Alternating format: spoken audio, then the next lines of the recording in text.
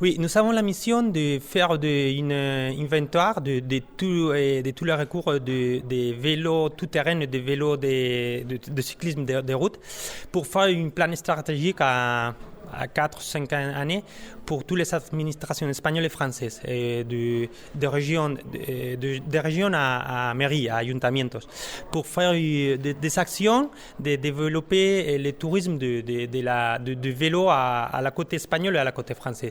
Ça, c'est principalement les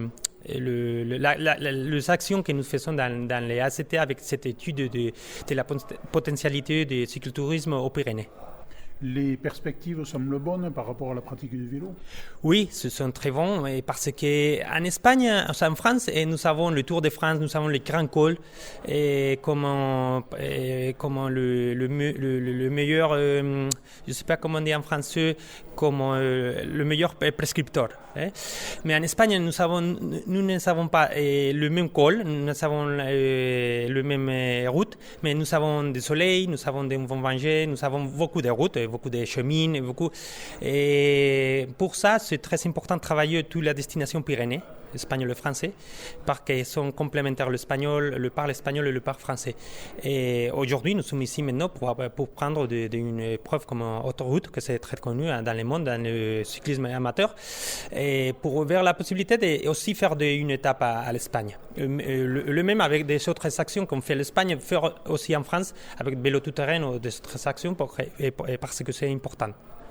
Une particularité de l'Espagne par rapport à ces routes, c'est peut-être moins le dénivelé, mais l'altitude moyenne qui est un peu plus élevée. On n'en a pas forcément conscience vu de ce côté-ci, mais hormis la frange côtière le long de la Méditerranée, par exemple, où là on est vraiment sur le bas de l'altitude, le reste du plateau ibérique, on est toujours un peu en altitude moyenne finalement, sans s'en rendre compte. Pour le cycliste, ça peut avoir de l'importance quand on rajoute le soleil et éventuellement la chaleur, éventuellement du vent aussi.